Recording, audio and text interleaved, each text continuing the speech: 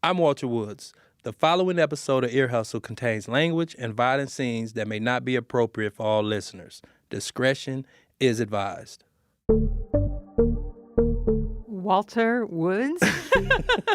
Okay, Earlonne. I haven't used that name since elementary. It was like too old for me. Anyway, this is a first. You have never done a listener alert before. Nope, because usually these alerts are made for me. But since I'm not in this episode, they made for you, Nigel. I guess we both swear too much. In any case, we want to welcome listeners back. This is the first episode of Season 5 of Ear Hustle. Season 5. Mm-hmm. This is my second season as your outside co-host. Like last season, I'm going to continue to do stories about life post-incarceration. Mm-hmm. So I'm going to send you back in there with you-know-who. Oh, you mean Rasan New York Thomas? Yeah, the light-skinned dude. And on this episode, we're going inside, so I got to leave you here, Earlonne. Hey, I'm cool with that. I'm not arguing, Nige. I'm not trying to go back in there right now. But I'll be back before you know it, Skillet. Wait a minute. Who are you calling Skillet? I call everybody Skillet.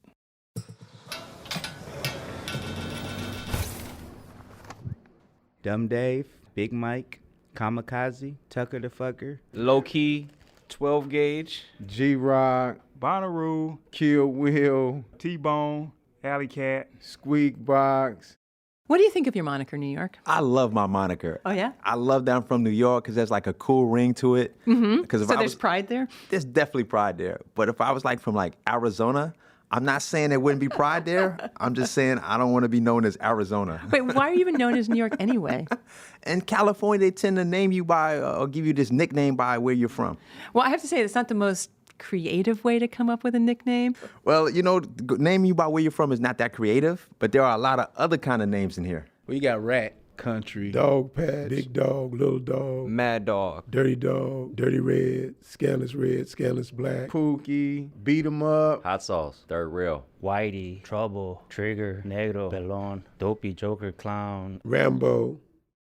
Usually when I meet guys, they introduce themselves by their monikers, and I don't even know their birth names for quite a long time. So there was like Hitman, Razor, Mittens, Slash, Big Az.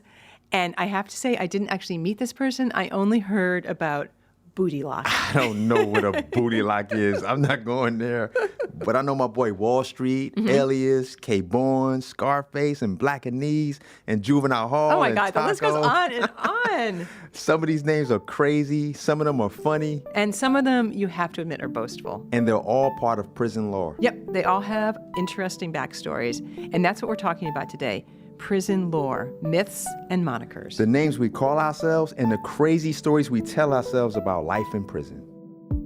I am Rasan New York Thomas. I'm Nigel, no moniker poor. And this is San Quentin's Ear Hustle from PRX's Radiotopia.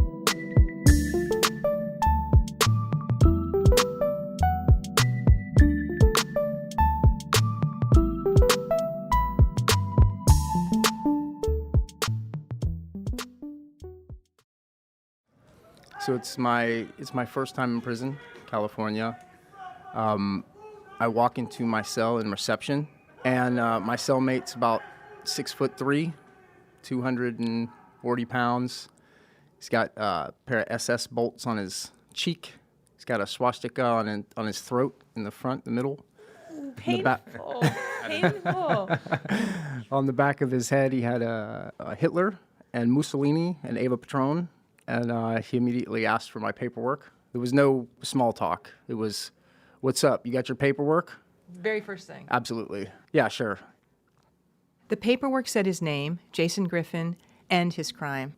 But New York, will you explain why Jason had to present his papers to his cellie? Yeah, so in prison, if you're not there for like what's it called an acceptable crime, if you're there for child molestation or rape, it's an issue. Yeah. You have to show your paperwork to prove that you're in for a crime that is acceptable. So literally guys have paperwork that says what their crime is? Literally, okay. Yes. Okay. I've got 10 felonies, including a high-speed chase, some commercial burglaries, and some false personations, some stolen cars.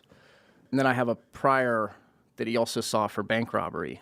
So he was like, okay, solid, you can stay. Jason passed. He passed the test. He passed that test. So he's like, what's up, man? You know, I'm Kill Switch. And I was like, okay, here we go. And I said, well, hey, I'm Jason. And he's like, oh, okay.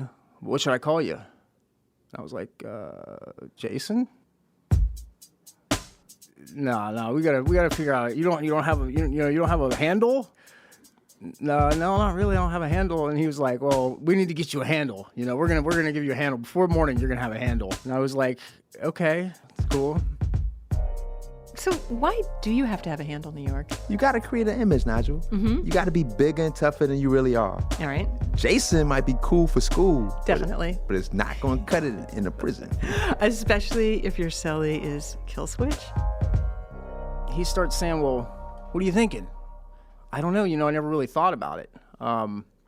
He's like, well, what do you like? What's your thing out there? And I said, well, I love music. I absolutely love music. That's like my passion. He's like, oh, yeah, good. He's like, well, you like metal? And I was like, not particularly. I was like, it's all right. And I love all sorts of music, but really that's not my go-to genre. And he's like, well, what kind of music you grew up on? And I said, well, man, I grew up on Motown and funk. And he was like, I'm going to forget you said that. So we just moved along. He's like, well, what else you into? And I was like, well, I like boats. He's like, well, how about cars? Yeah, I like cars in that, like, they get me from place to place. And, I like to have a nice one, but I'm not, like, super mechanically inclined or anything. And he was like, well, just think on it. So Jason thought on it, and he came up with something car-related. So I kind of threw out there, manifold. How about manifold? I got an idea. And I'm kind of half joking, and I'm kind of like snickering to myself. And he's like, that's it. That's solid.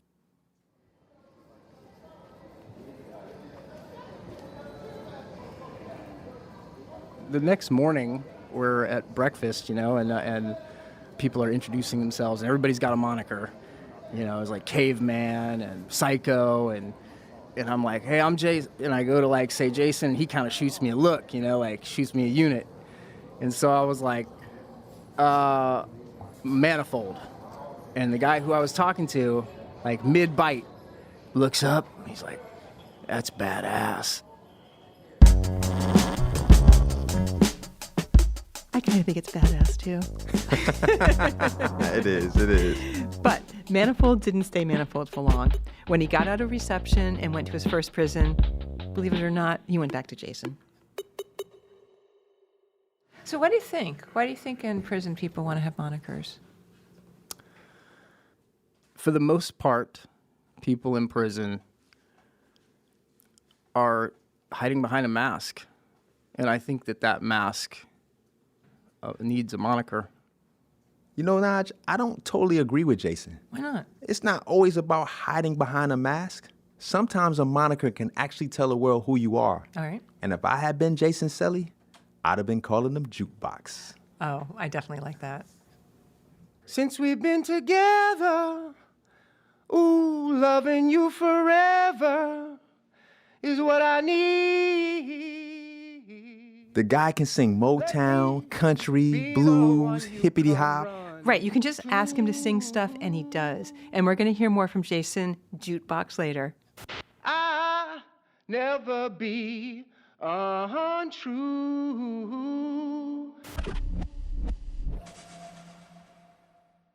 So when I hear that you're a kidnapper, Yes.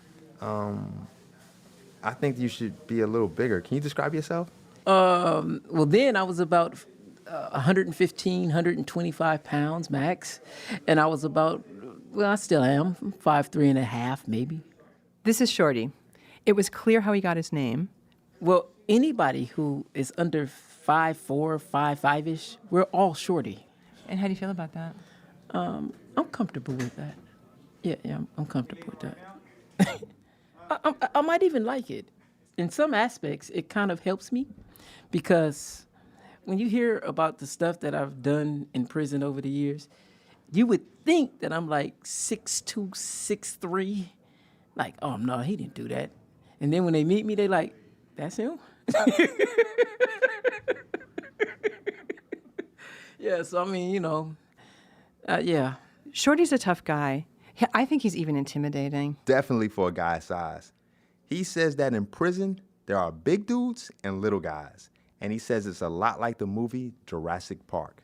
When them little bitty raptors saw the dude and one of them came up to him and he was like, shoo, get away. That's true, the big dude could do that. Then the next one comes, and the next one comes. Oh, damn, you got a problem. Shit, you better run. If you don't run, I promise you, you could be the biggest, baddest dude on the planet. You could be Mike Tyson and Bruce Lee mixed. But when them little bitty raptors get on you, I promise you, you will not get away. Oh, no, no, no, no. You're going to accept everything they have to give you. And I promise, you will be the one that's hurt. Come doused in mud, soaked in bleach, as I want you to be. This is Jason again. You mean As jukebox? a friend, as an known enemy.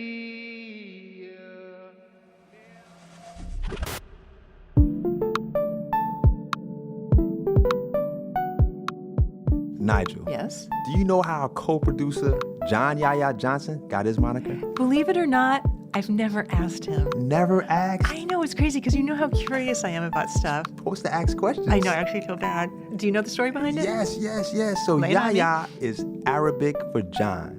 Oh, Yeah. that's great. And Yahya recently went out to the yard to record guys telling the stories behind how they got their names. What's your name? Do you go by a moniker? And if you do go by a moniker, how did you get that moniker? My name is Alvin Williams. They call me Gator. I got Gator on my last life sentence when I was an aspiring partner. I was working out with a heavyweight, and I was showing him his problems, and he kept hitting me hard with his jabs. You know, being a lightweight back in those days, that was kind of hard. And I got upset at him, and because he kept hitting me with his jab, and I bit him. And when I bit him, this was in 1970. I bit him and I wouldn't let go. So when you bit him, did you spin on him like a gator too and rip off the limb? I was trying to take his chest off. I had bit him right in his chest, you know, and I was trying to bite it, take the skin off of it because he hurt me, you know what I mean? And I was trying to get back at him because I couldn't whoop him. But I had that grip on him and I wouldn't let him go. And when they got us apart, when they wiped the blood and stuff away, it was the shape of a gator. I'm telling you, it was unbelievable. 'Cause I'm a cowboy. On the steel horse I ride, and I'm wanted, dead or alive. When you go to prison, you better do your homework. You know who is who and what is what. All right, New York. This is where moniker meets myth, where the story behind the name is so strange, it's the stuff of legend. It's time to talk about Purple Passion. Purple Passion, Pink Panther, Mother Dearest, Dead on Row. These are names for a guy that, according to prison lore, you should stay away from. How did they describe this guy? They say, big dude with some squabbles. And he's not afraid to hit the yard. And he done defeated a few people that came at him. That's Alex Ross. And this is Tony Tafoya. This person will walk up to you, knock you out, take you into your cell, and when you wake up, there will be a candy bar on your chest or your pillow. So supposedly when he was in Corcoran, the police used to use him for inmates that they didn't like. And when they get into it with an inmate, they send him to that cell, and he'd do his due. Wait a minute. How do you know about this, first of all? Just hearing there, hearing over the years, you're hearing about it. And so were you in Corcoran? No, I was never there. So how you know this is true? Some credible people told me. Everything in prison was based off of something that happened at one time. So at one time, yeah, I believe that maybe it did happen. But did it happen a lot? I don't know. You know, I first heard about Purple Passion when I was locked up in New York. Like 3,000 miles from here? 3,000 miles from here. It's one of them stories you hear all across the country. A prison legend. Yeah, but what about what Tony just said, that everything in prison is based on something that actually happened at one time? So do you think it's possible Purple Passion could be based on a real person? I don't know. All I know is that Purple Passion keeps popping up in one guy's or another. We talked to someone who says he actually met the man behind the moniker and the myth. Except his name in this case was Pink Panther. Tell me about the Pink Panther. I heard a lot of stories about this dude. Hey, man, I'm going to cell with him. Why? Man, he be knocking people out and taking their booty. Straight to the point. This is Raphael Bankston. He goes by Nephew. He done did this, he done took that from him and left a Tootsie Roll on their pillow. Nephew got some bad news when he got to Corcoran. He was going to have to sell up with this guy. Hey, I kid you not, at that moment, I clenched both my cheeks as tight as I could. Seriously. And I'm like, man, what the hell? Right? Somebody said, hey, look, man, judge for yourself, man. Judge for yourself, right? I walk in the cell, lift my head up and my chest up like I'm a G4 or something. Like, hey, what's up? Change my voice and everything. He like, what's up? You know, so we both in the cell and everything. He like, what you in for? I'm lying, man. I killed 9 people. Come on, I ain't kill no 9 people, right? He like, well, I did some things too, and I'm stuck. I got a life sentence and this and that. I never forget, I said, hey, man, people told me before I came in here that, you didn't took advantage of, younger men, man, my age, or, He said, what you mean? And his voice got a little more higher now. I say, nah, man, say to the point, though, man, people told me that you rape people in here, man. Making eye contact with him, I'm serious. Kid you not, if he'd have touched my chest, he'd have seen how scared I was. What size was he? What did he look like? He had some big arms. Both of my arms is one of his arms. And plus an extra arm on top of that. His arms is huge, man, like he do push-ups for breakfast. I'm like, man, if he ever really get into it, he gonna break some jaws, right? He says, man, I got a pass. He's like, you got a pass. He said, I'm not proud of my past. I've done things that, haunt me to this day. He said, but I'm a new person, right? I've said things like that to people to disarm them, manipulation things. So I kind of had to figure out if this person telling the truth or not. I'm still kind of sketchy about going to bed around you. I want you to go sleep first. But I also want to get a good night's rest, man. And I couldn't do that just because of my fears of this person's past. But he never tried nothing, right? He didn't, and I'm just thankful. So let me ask you this. The past never came up again, but this myth, this legendary aura around, was it true? Was he really like that? Would he really leave Tootsie Rolls in people's chests? This person told me they did, but this person also told me they are no longer like that. And so all the story that people was talking about, he didn't deny them. So at some point, did you realize that his conversion was true? I moved out. 6 a.m, police at my door. Fresh Adidas squeaking across the bathroom floor. Out my back window, I made my escape. Didn't even get a chance to grab my old school tape. Mad with no music, but happy cause I'm free. Cause the streets to a player is the place to be. Got a knot in my We'll be back after the break grand. with more Gold myths on my neck, and my monikers. pistol's close at hand. I'm a self-made monster of the city streets, remotely controlled by hard hip-hop beats. But just living in the city is a serious task. Didn't know what the cops wanted, didn't have time to ask.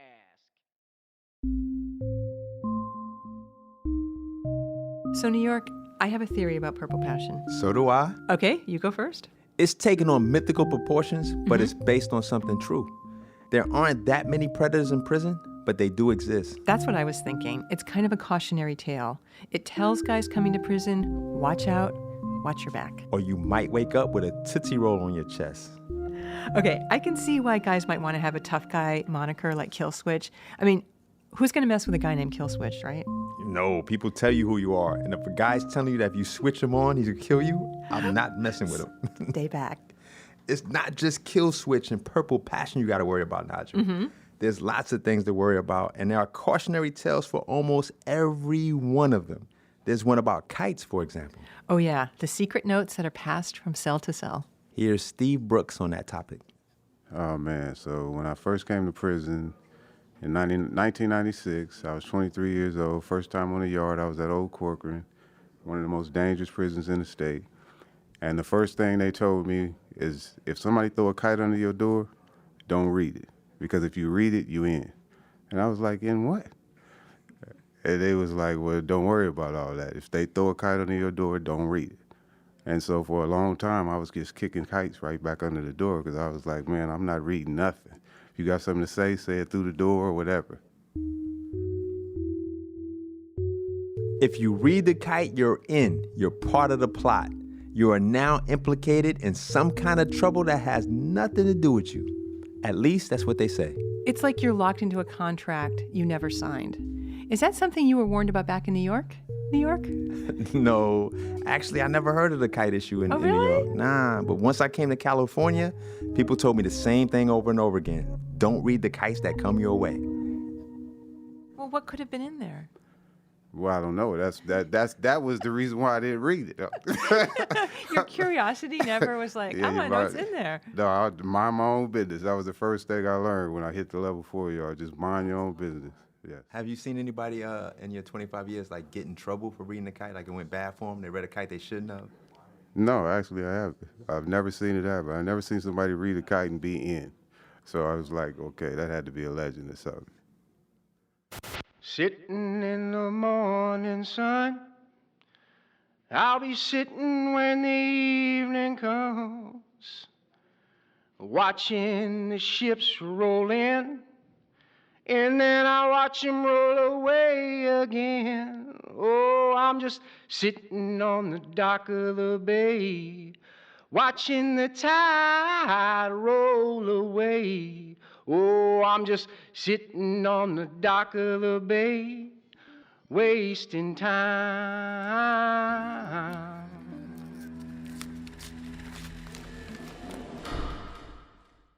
There is another legend related to kites, and it has to do with mice. Yeah, I tried to get to the bottom of this one with Richie Morris. He's been incarcerated for more than 34 years. A long time.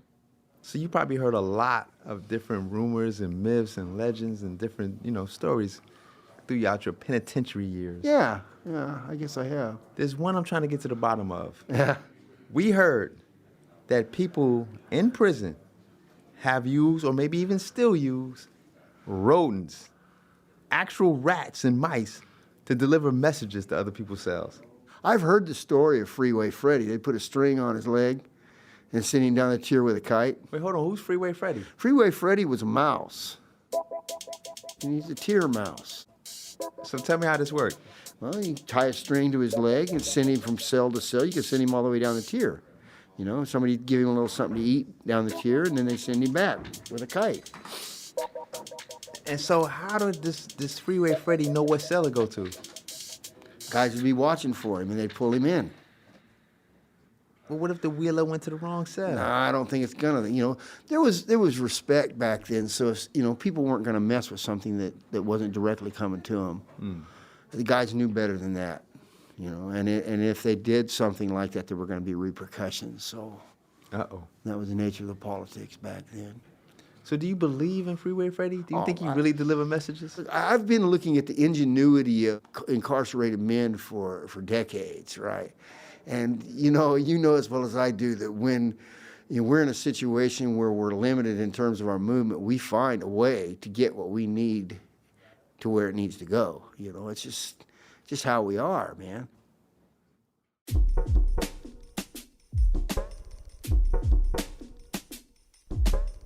There's another legend that seems to be everywhere in American jails and prisons. And this one is right out of a 70s Kung Fu movie. In New York, you talked about it with David Gadley, who's also known as D. Yep, Naj. I heard about this one when I was back east on Rikers Island. I heard this story about these two Asian brothers that whooped a whole bunch of correction officer butt. And then I come to L.A. County Jail, and I heard the same thing. That it was one Asian dude that... So I'm wondering, man, is this a myth? Is this a made up? Is this something Asian people tell people so you can be fearful of them? That we think they all know Kung Fu? Or what's popping with this, man? No, actually, it was a true story, man, about this Asian guy up in L.A. County Jail. Man, what you know about it, man? So what I heard about it, because this was before my time of going to the county jails, but all my uncles and my cousins and all them was going at that time. So what happened was they weren't trying to feed the dude his meal. So one of the COs came in there talking madness to the guy. And the guy whooped on him and threw him out the cell. Then when the one CO saw that the other CO ran up out the cell, he ran in there. Then when he ran in there and tried to do something, he mingled him. And when they saw him mingling, they tried to rush up in there. And as they was rushing up in there, he's squabbling with him, boo, boo, boo, boo, and he knocking him out the cell. He put his back up against the wall, and he's just going at it. Boo, boo, boo, boo, boo, boo, boo, boo. They had sent like 5 at one time on him. They couldn't do nothing to him. They just kept sending sheriffs, kept sending them. Well, nobody getting the job done because they couldn't get him down because he knew karate real good. And he beating their asses. I'm not gonna sugarcoat it. That's what he did. He's beating their asses. It got so bad out of hand, they had to airlift his father. I think his father was in Folsom at the time. And they had to airlift his father to LA County Jail, and they sent his father in there to talk to him to calm him down. So how do you know this is true, man? Why do you believe this story? Well, because every time I hear the story, it's the same way. It haven't changed. I know you say you heard it, and it was 2 Asian guys. That's in the New York version. Yeah, but inside of LA County Jail, it was just 1 Asian guy. I heard that dude is in another prison right now, and people know him. And they said he only beat up 4 sheriffs. No, it was more than 4. All right, New York. I don't know about this one. It really relies on tired old stereotypes. I hear you. I can see that. But I talked to someone with a different perspective on this story. Okay. Joe Garcia. I've been incarcerated 16 years and rolling. And what county jail did you come through? Los Angeles. Did you hear anything about a guy who supposedly took on a bunch of deputies?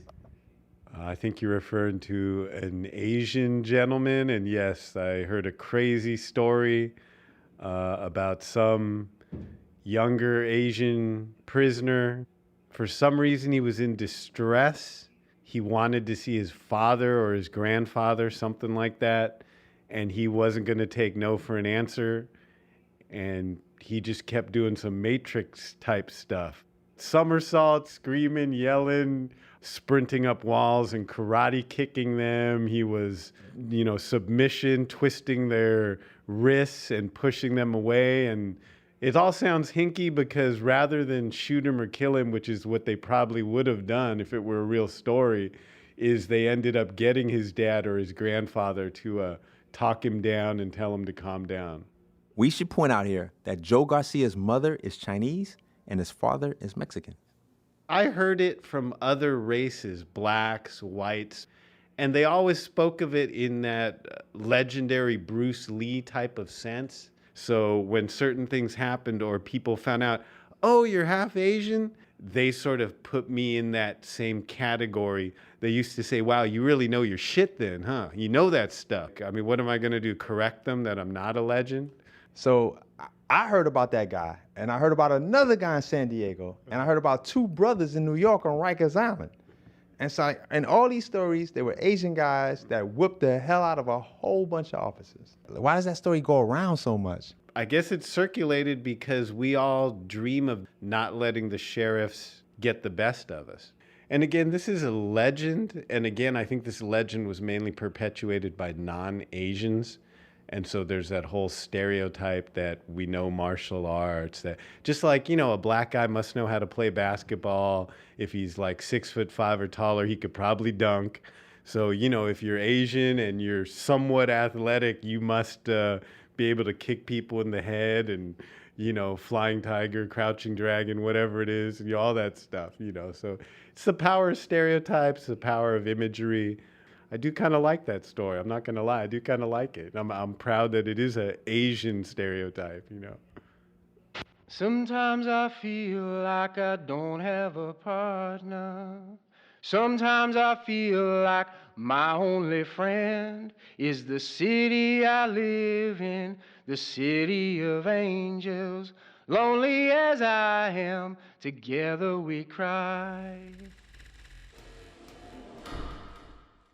All right. Some of these prison myths are based on fear, some on stereotypes, and some are about self-preservation.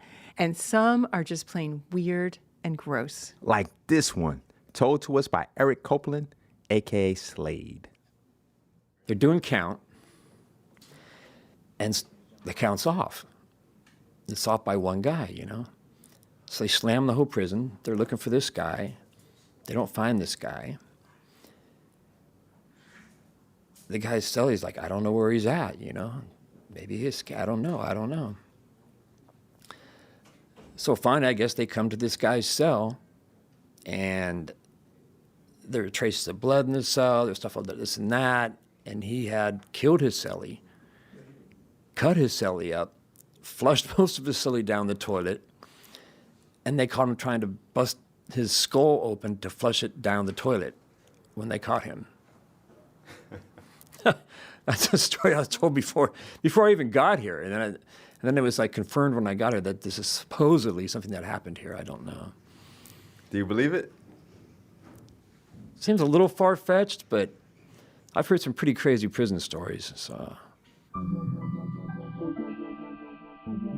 So there are crazy prison stories. They're really more cautionary tales.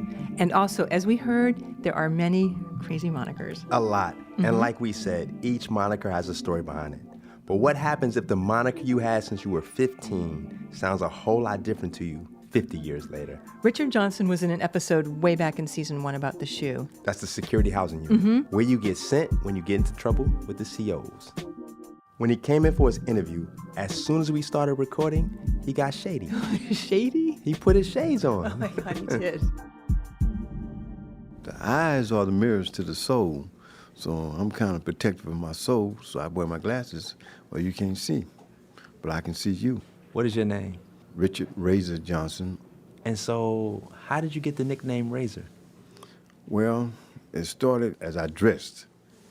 People would say Razor Sharp. But when I came to prison, people just dropped the sharp. And just start calling you Razor. Right. And so when I think of razor, I think of Rikers Island, the little single-edged razors, the gem stars that people carry in their mouth. And it have nothing to do with that? No. It has nothing to do with violence. Have you ever been to the hole for an incident involving a razor? Yes. At one time, I tried to live up to that moniker. If there was a fight or a riot or whatever, I want to be on the front line. I want to be the first one to throw the first blow. And that builds your rep. And how often did any of those incidents involve a razor? Anytime I can get my hands on one. When was the last time that you got in trouble or you got into a disciplinary issue over anything? My last 115 is almost, believe it or not, over 30 years ago. Wow. They accused me of stabbing some people here in San Quentin in 1980. So, but now, for 30 years, you have been living with this moniker and in some ways not being able to get away from it. Is that correct? That's accurate. You went to the parole board recently. Yes, I did. What do they call you? Richard, Mr. Johnson. And they specifically said they do not want to hear Razor again because they said it's still connected to the old, and they don't want to hear it. When they told you that, right, like that is connected to your past, how do you feel about that now, after you had time to reflect on that? I have to agree. If you say you stepped out of the darkness into the light, but you're dragging along with you this moniker that people associate you with violence or street activities, but you won't discard that moniker, you haven't changed. So now everybody calling me Richard. Well, how Richard supposed to act? I know how Razor's supposed to act, but Richard, he's still finding himself, Here's a man who spent his whole entire prison career and juvenile career in the SHU. And that's a heavy transition. Can you just describe to me who Richard is? He's an all right guy. Richard likes to laugh. He just likes to have fun. But I see a huge change in the 3 or 4 years that I've known you. I think the next phase is taking these glasses off. Because I wear glasses on the street. I had a whole box full of glasses. And I wear them in the night, day, it didn't matter. And I still wear them. I'm going to continue to wear them until I feel comfortable of letting people see my soul. My name is Richard Johnson, not Razor.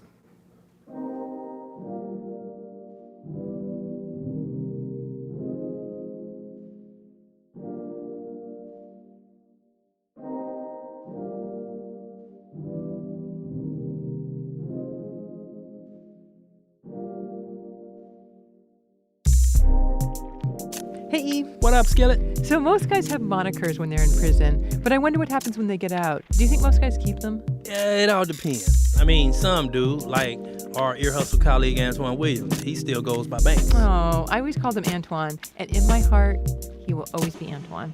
Well, I call them bankers. Banker hours. You always like to add a little extra at the end of someone's I think name. you do that to everybody's name. You know, you call them what you want to call them, you know. What about our friend Styx? He still Sticks, or he's Chap. Oh my God, you know what? Sometimes I can't even remember his birth name. I always think of him as Styx. That's Chappelle, but Yeah. we call him Chap. Chap. That's the first 4 initials of his name, Chap. That's right. And God, there's been so many people in our stories who are now out. Kenyatta is still Yatta, or I call him Bly sometimes. Bly. But I'll say this, some guys want to make a clean break from all that prison shit. Mm-hmm. So they'll reclaim the name that they had when they came into this world, like Richard Johnson.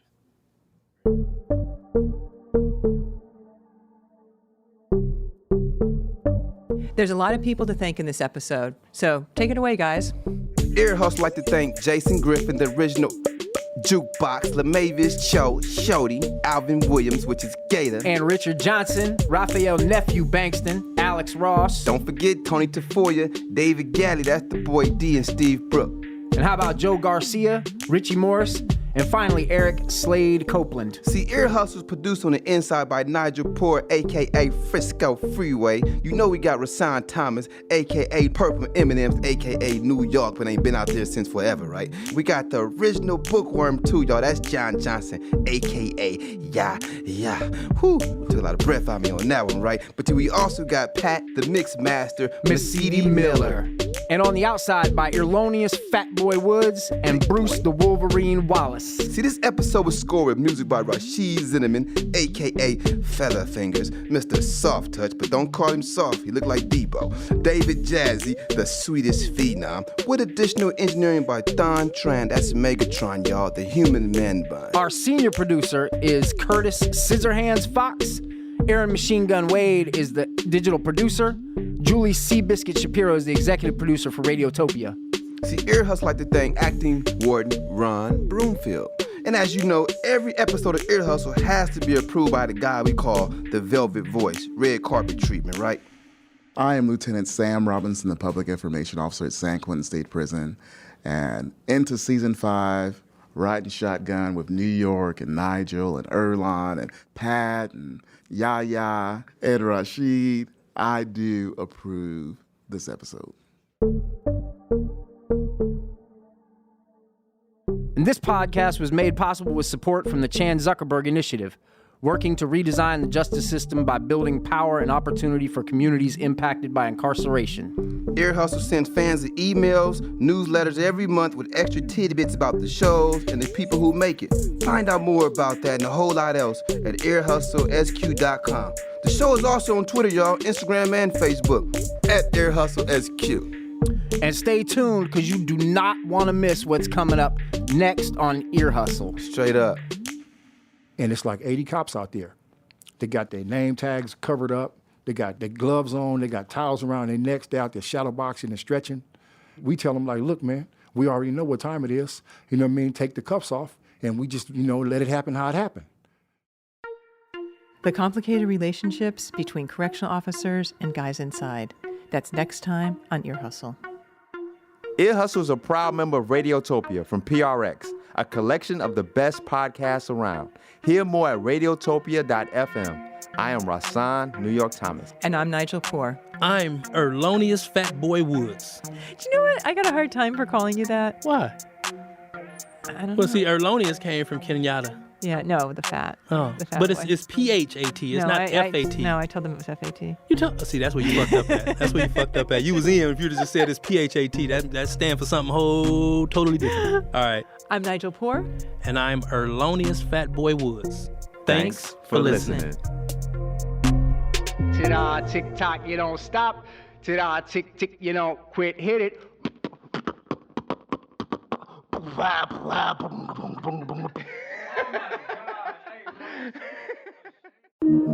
Radiotopia.